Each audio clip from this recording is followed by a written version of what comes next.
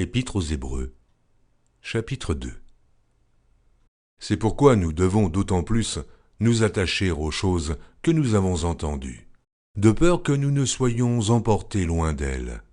Car si la parole annoncée par des anges a eu son effet, et si toute transgression et toute désobéissance a reçu une juste rétribution, comment échapperons-nous en négligeant un si grand salut, qui, annoncé d'abord par le Seigneur, nous a été confirmé par ceux qui l'ont entendu.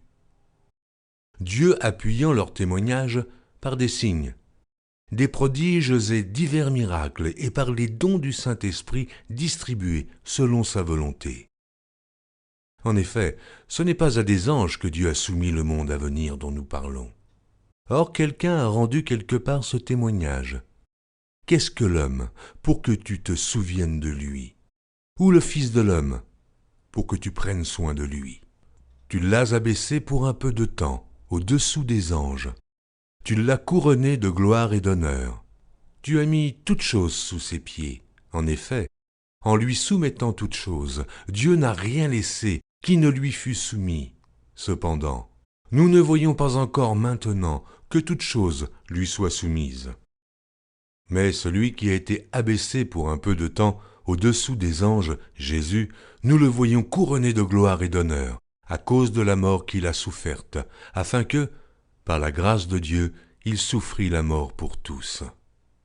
Il convenait en effet que celui pour qui et par qui sont toutes choses et qui voulait conduire à la gloire beaucoup de fils, élevât à la perfection par les souffrances le prince de leur salut. Car celui qui sanctifie et ceux qui sont sanctifiés sont tous issus d'un seul.